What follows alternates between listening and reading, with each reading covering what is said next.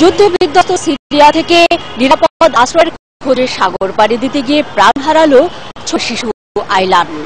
এক সময় শিশুটির দেহ ভাসতে ভাসতে পৌঁছায় সৈকতে। ছবিটি যেই দেখেছেন থমকে গেছেন। এ কোন পৃথিবীর মুখোমুখি আমরা? প্রশ্নটি যেন ঘুরপাক খাচ্ছে বারবার। দর্শক, এটিএন নিউজের নিয়মিত আয়োজন আমাদের কথার আজকের পর্বে আমরা এই নিয়ে জানবো সাধারণ মানুষের মতামত। আমি মাহফুজা মুসলেহি আপনাদের সবাইকে আমন্ত্রণ জানাচ্ছি আমাদের কথার আজকের পর্ব দেখার জন্য। তবে এর আগে চলুন দেখে আসি বিষয়টির উপর এটিএন নিউজের একটি রিপোর্ট।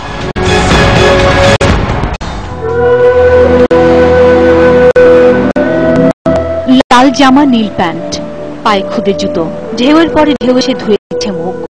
কোন সিনেমার দৃশ্য নয়। বর্তমান পৃথিবীতে যুদ্ধ বিধ্বস্ত একটি দেশ থেকে পালিয়ে একটু আশ্রয়ের খোঁজে যাওয়া পুরো পৃথিবীর গল্প এটি। গণমাধ্যমে আইলানের বাবা বলেছেন, নিকষ অন্ধকারে বিশাল বিশাল ঢেউয়ের সাথে যুদ্ধ করা ছোট ডিঙিটা আর পেরে উঠছিল না। সাথে 2 ছেলে ও স্ত্রী নিয়ে আব্দুল্লাহ কুর্দি সহ 13 যাত্রী ডিঙিতে। ডোবার আগ মুহূর্তে স্ত্রীকে আঁকড়ে ধরতে গিয়ে হাতের ফাঁক গুলে বাচ্চা দুটো পড়ে যায় উথাল পাথাল সমুদ্রে।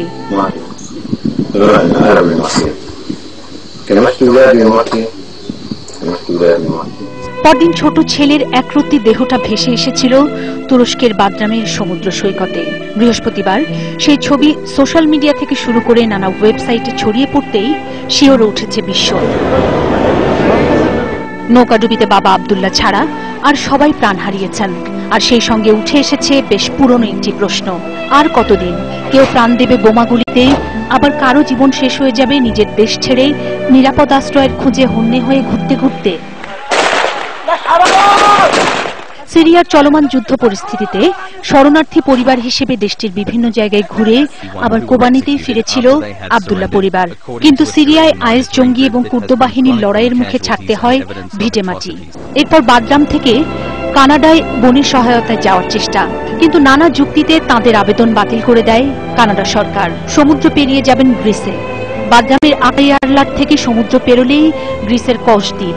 আব্দুল্লাহরা আগে 2বার চেষ্টা করেছিলেন দালাল ধরে সমুদ্র পেরোতে, 2বারই ধরা পড়ে যান। এবার তাই নিজেরাই বন্দোবস্ত করেছিলেন। 2টি নৌকা মিলিয়ে জনা 25 মানুষ। গভীর রাতে ভেসেছিল নৌকা দুটোই ডুবেছে। তবে কজন প্রাণে বেঁচেছেন সে বিষয়ে কিছুই জানা যায়নি। সব হারানো আব্দুল্লাহ ঠিক করেছেন ঘুমন্ত 2 ছেলেকে নিয়ে কোবানিতেই ফিরে যাবেন।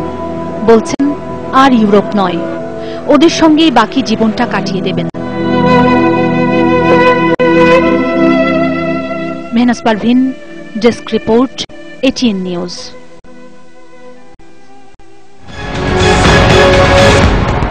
দর্শক, রিপোর্টটি দেখবার পর এবার আমরা চলে যাচ্ছি সাধারণ মানুষের কাছে।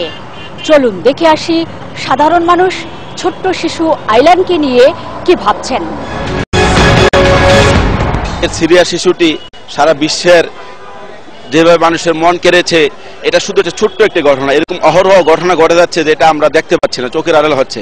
আজকে জাতিসংঘ সহ বিশ্বের ইউরোপীয় ইউনিয়ন সহ যত সংগঠন, আন্তর্জাতিক সংগঠনগুলো উচিত এই যুদ্ধ, সিরিয়া যুদ্ধ বন্ধ করা এবং সমগ্র দেশ শান্তি সমন্বয়ের সমস্ত দেশ ঐক্য বজায় রাখা। এটা এক নিঃশর্ত ঘটনা। এই বিশ্বে আর কোন দেশের জন্য এই ধরনের যুদ্ধ না হয়, আমরা জাতিসংঘের কাছে নিন্দা জানাই যে অনতিবিলম্বে এই যুদ্ধ বন্ধ হোক।